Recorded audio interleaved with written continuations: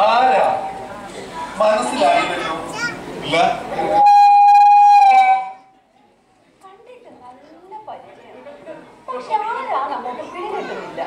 ഒട്ടും മനസ്സിലായില്ല. നിങ്ങളുടെ നോക്കൂ, ഓർത്ത് നോക്കൂ. മനസ്സിലായില്ല. ഞാൻ അടക്കിയതില്ല. കേശവന്മാരുടെ? അതെ, കേശവനാരുടെ ചെറുമകൻ.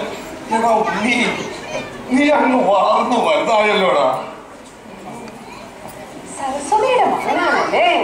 അതാ കണ്ടപ്പം നല്ല പരിചയം തോന്നിച്ചത്. നീ അങ്ങ് പേർഷ്യയിലല്ലേ ജോലി ചെയ്യുന്നത്? അതെ, പേർഷ്യയിലാണ്. മസ്കറ്റ് എന്ന് പറഞ്ഞു. ഓ, അതൊക്കെ നിന്റെയൊക്കെ ഇപ്പോഴത്തെ പരിഷ്കാരം. ഞങ്ങളുടെ കാലത്ത് പേർഷ്യ അത്ര തന്നെ. സരസ്വതിയെ ഞാൻ കഴിഞ്ഞ ആഴ്ചയിലും കണ്ടിരുന്നു. പാവം, അവർക്ക് എപ്പോഴും നിന്നെ കുറിച്ച് പറയാനേ നേരമുള്ളൂ. പിന്നെ ഇവ നല്ലൊരു ഗായകനാണ് കേട്ടോ. എന്താടാ, നീ ഗായകനല്ലേ? അത് എന്താ നിനക്ക് പാടാൻ പറ്റില്ല? കേളോ, പാട്ടോ? പാടൂടാ, ഒരു പാട്ട് പാടൂ. അങ്ങനെയെങ്കിലും ഒരു കാര്യം ചെയ്യും. നമ്മുടെ ക്ലബിന്റെ ആഭിമുഖ്യത്തില് ഓണാഘോഷം സംഘടിപ്പിച്ചു. അതിലേക്കായി ഞങ്ങൾ കുറച്ച് പാട്ടുകളൊക്കെ ഞാൻ എന്റെ കൂട്ടുകാരും കൂടി പരിശീലിച്ചു. നമുക്ക് അതിലൊരെണ്ണം തന്നെ ആവാം. ആയിക്കോട്ടെ, ഞാൻ അവരെ കൂടെയൊക്കെ വിളിക്കാം.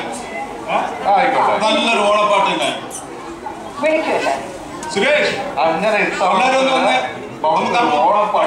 ഓണപ്പാട്ടൊന്ന് പാടാം. എല്ലാരും വരൂ, കടന്നു വരൂ.